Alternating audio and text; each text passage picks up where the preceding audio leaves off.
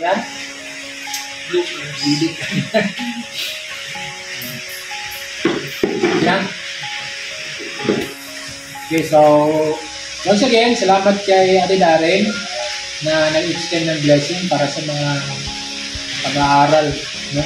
Ayaw kong sabihin ng mga scholar namin sila kasi di naman full, ano? Pero nag-extend lang tayo. Kaya paano makakatulong? So, si Eliang po, yung kanilang nanay, ngayon po ay, yan, ano masabi ninyo? Yan. Tapos si Maricel, yung panganay nila, hindi mo nang kapag-aral si Maricel sa ngayon dahil binabantayan niya si Mamang Yang. Pero baka sunod, mag-aral na. Yan. So, yun po dahilan na hindi nakapag-aral si Maricel sa college kasi si Mama niya kailangan lalayan. Ganun. So, meron po siyang sabihin natin sakit, pero ngayon wala na. Wala na yun, no? Yan, malakas na. Tapos, yun po si Mikay, minsan hindi makapag-aral dahil walang pamasahe, walang baon. So, salamat kay Ate Darren.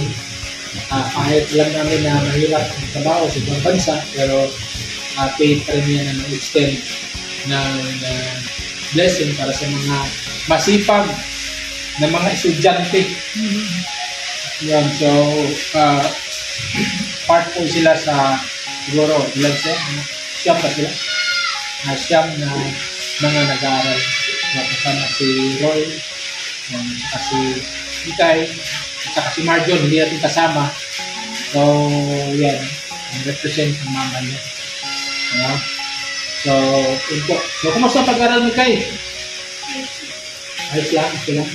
Kailan ang nyo? Kailan ang bukas na ito. Bukas. So, bukas ang buwan ng farm. Si Mikay po ay grade 4.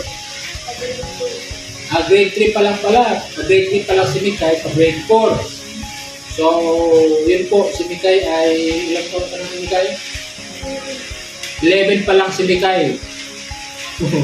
parang isang taon ng pagitan nila kaya.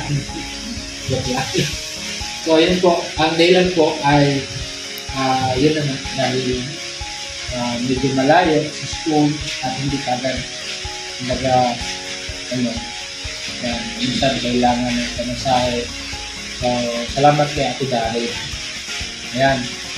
So, yan, si Maricel ay nag-aasikaso sa bahay. Hopefully, makapag-aaral na sila.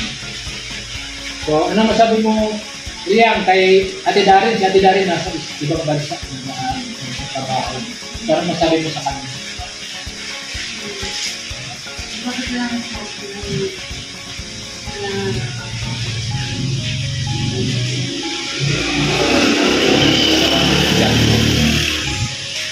si Ate Maricel? Ganun din po. Nagpapasalamat po kay Ate Darren. Tutulungan po yung dalawang kapatid. Mikay.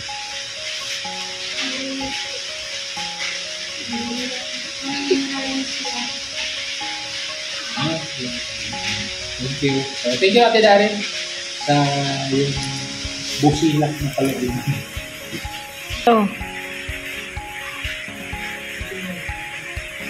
Ito po ay kay Kai, tapos kay Marjon, tapos ng kainan. Ito. So, masabi lang siya namin, aral na mabuti, kaya,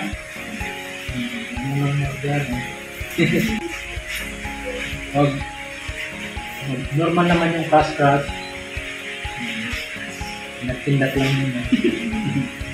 So, mag-aral mo kaya. Anong gusto mo may kami kayo pag lagi mo? Pag ano? Mag-college, anong gusto mo kurso? Teacher? So, hindi kayo gusto niya mag-teacher.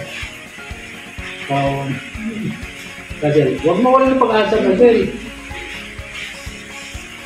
Si Maricel talaga, gusto kasi niya talaga mag-aral. ah, yun nga, mama niya. Pero okay naman yung mama niya.